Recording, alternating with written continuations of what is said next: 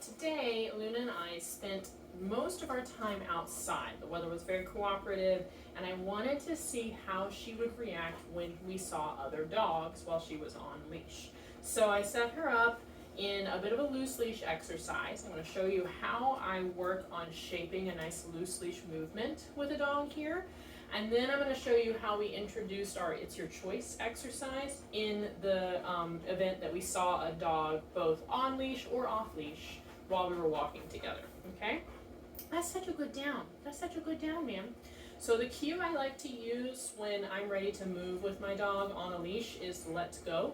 If you have a heel or something other than the words let's go on board, just use that, and you can let me know next time we chat what cue you'd prefer that I use. It's always easier for you to introduce something than it is for me because I do get this limited amount of time with her. So I'll use whatever you guys are most comfortable with at home. But for today, we're using let's go. Yep, good girl. And you want to go ahead and use your marker as soon as she starts moving with you. What that does is it lets her know, oh, we're moving together. That's the right choice that I made, to start moving with my handler. And then you want to deliver your reinforcement after the marker around your left or maybe your right hip. If you prefer to walk her on your right, yep, you can deliver cookies there just for movement together. Now we are in kind of a tight space here, so she doesn't really have much of an opportunity to kind of charge ahead of me. But let's see if I can trigger that. I'm going to be a little rude, honey. I'm sorry. So if you start to see her forge ahead like this, you need to stop walking. Yep, good girl. And she will pull to the end of the leash right now. Yep, because we're just introducing this concept, yep, of loose leash movement. Good girl. Yep, very nice. But all you have to do is stop moving forward. If you see her starting to forge, that's what we call it when they head. I'll let you go grab that. That was a good girl. When they start pulling ahead of you while you're walking together. And it could be a slow forge or it could be a sudden charge ahead. In either case, plant your feet, let her pull to the end of the leash. I know you've had a long day. And wait. Do not try to call her back. Do not make kissing noises. Do not give her any kind of feedback. The leash tension is all the feedback she needs, and the halt in forward movement.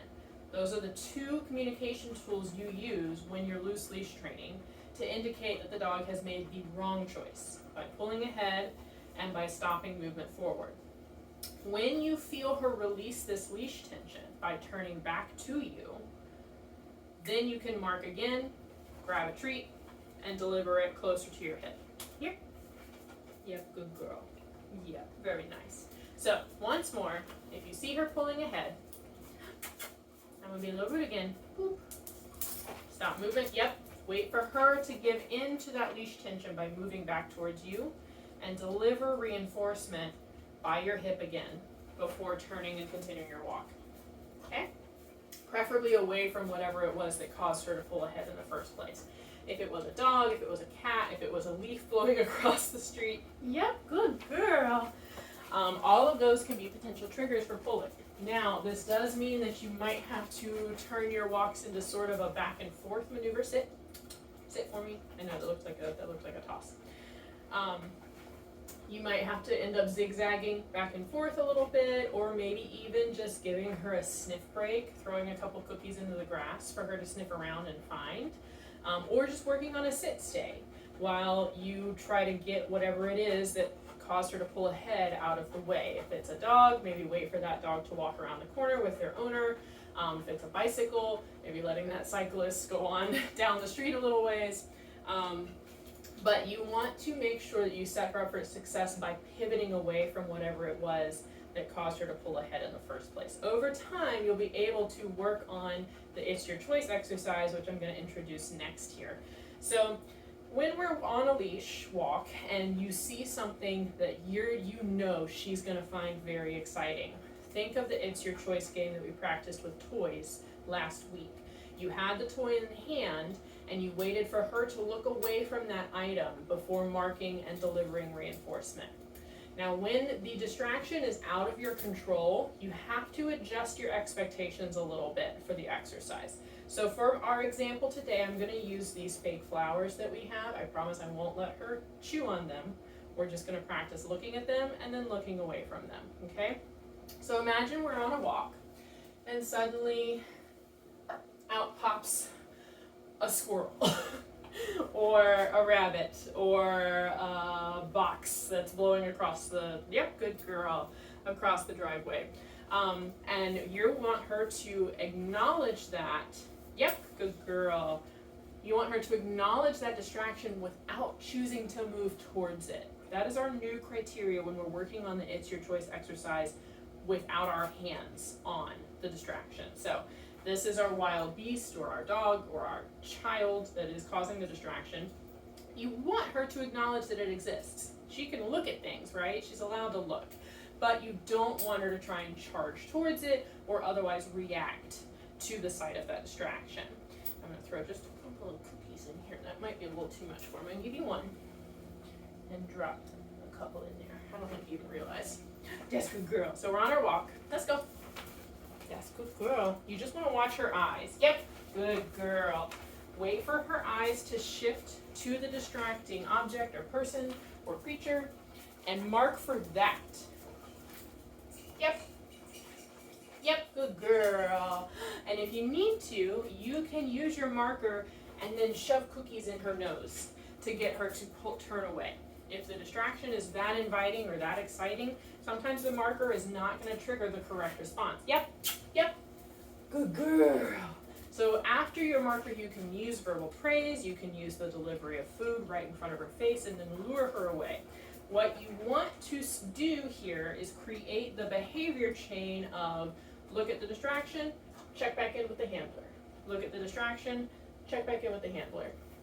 So, yep, good girl. We just had somebody walk by. There's a window behind the camera, and that was another perfect example of her looking at the distraction. I caught that look with my marker of yep, good girl, and that caused her to check right back in with me, okay? Again, here in this scenario, you want to pivot and move away from the distraction as often as you can so that you're not building frustration or encouraging failure by closing the distance between her and whatever it is that's causing her to be so interested or excited, okay? All right. Yep. We're going to start defining thresholds for Luna in the next session.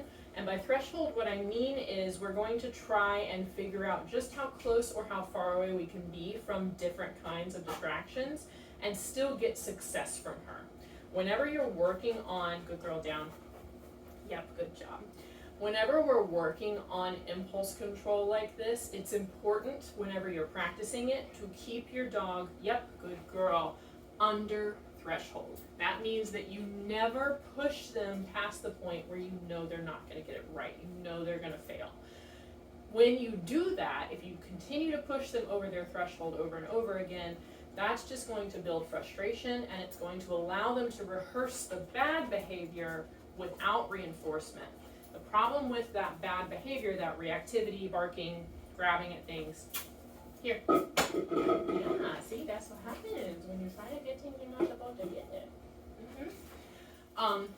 A lot of times that reactivity is self-reinforcing. The dog feels rewarded just by performing those barks and those pulls. It's also reinforcing if you have to verbally or physically interact with her in order to stop her from reacting towards something. So you always want to prevent that reaction from occurring. If the reaction does occur, cut your losses, get out of there. Do whatever you have to do, apply whatever leash pressure you have to apply to build distance until Luna can disengage from the distraction. And then try to make it simple. Keep it simple, use hand targets. Eye contact is a great way to get an easy win after a frustrating scenario, okay? Last thing I want to show you in this video is how to handle items that are very motivating for Luna. If she gets something in her mouth that she decides is not worth any amount of treats, this is how you can handle it. Yeah, I know. So, we have these dental chews available for our guests occasionally, and I pulled one out just to see how much Luna enjoyed it. And the answer is a lot. She really enjoyed it. And I wanted to see if she was willing to practice our drop exercise with this kind of item. So I gave it to her, and then I used my fist trick with some cookies preloaded. And she said, no thank you, this is so much better. So here's how we handle that. If she does get a hold of this, first you need to behave yourself. No. Yep, take it, good job. So she's gonna enjoy that a little bit. And you, again, we're gonna use our marker here at opportune moments to capture good choices. I'm not gonna try and get close to her right now. The reason why is because she increases her rate of feeding if she feels like she's about to lose access to an item, or if something around her starts stressing her out.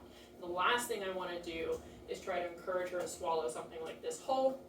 I want her to feel comfortable chewing on this, and then I want her to learn that she can voluntarily leave this item behind without worrying about somebody snatching it. I am gonna snatch it. Or taking it away from her, okay? So I'm just gonna wait for her to get curious about something else, or even just take a little break from chewing. Yep, good girl. And then I'm gonna start throwing some cookies around her. Even if she doesn't show an immediate interest in them, that's okay. Yep, good job. Yep, very good girl. Yep, good girl. So what I marked for right there was her looking over at me, like following me with her eyes while she was chewing. That's fine too. Yep. Good job. Yeah, good job, little love. And what you're waiting for is for her to look away from this snack long enough, or object, whatever it is that she really should not be working on, long enough for me to just pull her away from it real quick. Yep, good girl. Whee! Now I know that wasn't so much fun for us. Yep. Yep, good girl. And now she's got a whole smorgasbord of snacks in the immediate area for her to sniff out and enjoy. And she doesn't need to hyper focus on the dental chew that unfortunately she's not going to be able to finish today. That's nice, but that's not what we're doing now, okay? Luna. Luna. Yeah, that's good girl. Look right here, look right here, look right here. Look right here. Yeah, good girl. And then again, while she's distracted, I'm just gonna pick up that item that she really should not be having, and I'm gonna hide it away somewhere. Out of sight, out of mind. And you can sniff out the rest of the snacks. All right?